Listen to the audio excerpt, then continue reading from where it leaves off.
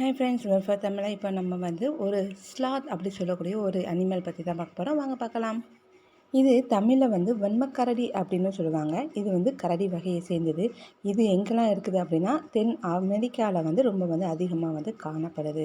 இது நடக்கும்போது இது செயல்பாடுகள் எல்லாமே ரொம்பவே ஸ்லோவாக தான் இருக்கும். எதனால் அப்படின்னா மெட்டபாலிசம் ரொம்ப கம்மியாக இருக்குது. அதனால தான் இது செயல்பாடுகள் எல்லாமே ரொம்பவே ஸ்லோவாக இருக்கும். நடக்கும்போதும் சரி, அதோட அசைவுகள் எல்லாமே ரொம்ப ஸ்லோவாக தான் செயல்படும்.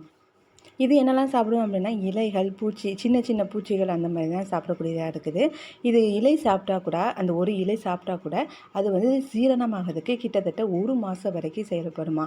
ஏன்னா அது அவ்வளோ ஸ்லோவாக அது செயல்படுதாம். இதுக்கு என்னெல்லாம் ஆபத்து இருக்குது அப்படின்னா, கழுகு, சிங்கம் இந்த மாதிரி பெரிய பெரிய விலங்குகள்கிட்டேருந்து இதுக்கு கண்டிப்பாக ஆபத்துகள் இருக்குது. ஏன் அப்படின்னா, இது சீக்கிரமாக ஓட முடியாது. அதனாலேயே மோஸ்ட்லி எங்கே இருக்கும் தங்கும் அப்படின்னா, மரக்கிளைகளை தான் அதிகமாக தங்கக்கூடியதாக இருக்குது. எப்போமாச்சு, அதாவது வாரத்துக்கு ஒரு தடவை மட்டும்தான் கீழே வருமா. எதனால் அப்படின்னா, பாத்ரூம் போகுதுக்கு, வேறு மரங்கள் போகுதுக்கு, அதுவும் இரவு நேரத்தில் தான் கீழேயே இறங்கி செயல்படும். இது கிட்டத்தட்ட 16லேருந்து 20 மணி நேரம் வரைக்கும் அசையாமல் கூட அப்படியே தூங்கிட்டே கூட இருக்குமா. இது கிட்டத்தட்ட 30 வயசு வரைக்கும் வாழக்கூடியதாக இருக்குது. 30லேருந்து 40 வயசு வரைக்கும் வாழக்கூடியதாக இருக்குது.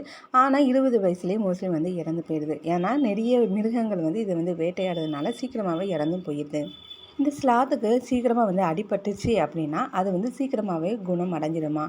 அது எதனால் அப்படின்னு ஆராய்ச்சியாளர்கள் இன்னமும் தேடிட்டே இருக்கிறாங்க. இது பாலூட்டி வகையை சேர்ந்தது. இதோட குட்டி மோஸ்ட்லி அந்த அப்பா வகையை சேர்ந்த ஸ்லாத் தான் பார்க்கக்கூடியதாக இருக்குது. கிட்டத்தட்ட 6 மாதம் வரைக்கும் அது ரொம்ப பாதுகாப்பாக வளர்க்கக்கூடியதாக இருக்குது. இது தண்ணியில் நீந்தக்கூடியதாகவும் இருக்குது. நல்லா ஸ்பீடாகவே ஓரளவுக்கு நீந்தக்கூடியதாக இருக்குது. அதே மாதிரி 40 நிமிஷம் வரைக்கும் தண்ணிக்குள்ளேயே இருக்கக்கூடியதாகவும் இருக்குது.